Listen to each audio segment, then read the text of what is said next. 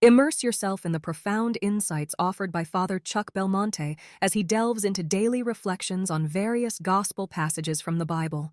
March 15th, Friday. Am I taking the grace of God in vain? St. Paul warns us, "We entreat you not to accept the grace of God in vain." 2 Corinthians 6:1. We generally think of this as applying to other people, especially those who have heard the gospel but not accepted it, or those Catholics who know what the Church teaches but refuse to change their own ideas and behavior based on that teaching. But in reality, Paul's entreaty is directed at all of us, indeed, at all of us, all of the time. Another great quotation is St. Augustine's exclamation, "Late have I loved you, O beauty ever ancient, ever new, late have I loved you. You were within me, but I was outside, and it was there that I searched for you. In my unloveliness I plunged into the lovely things which you created. You were with me, but I was not with you.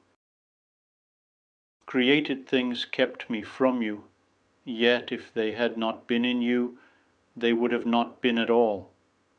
You called, you shouted, and you broke through my deafness. You flashed, you shone, and you dispelled my blindness. You breathed your fragrance on me. I drew in breath, and now I pant for you.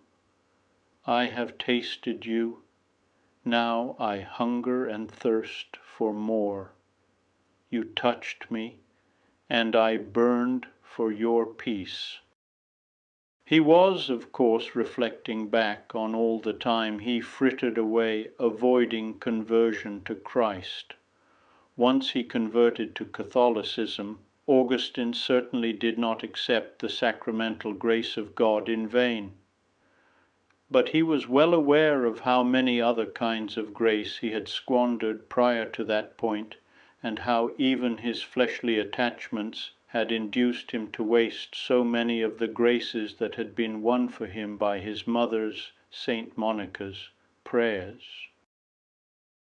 Like him, I'm sure that most of us squander at least some of the graces we receive. The more we grow in Christ, the more delicate we become to the squandering of grace in our own lives, and we become increasingly aware of the meagerness of our response. This in itself becomes an incentive to rely on God's love rather than our own strength. But at the same time, if we are serious, we can hardly avoid examining our own consciences.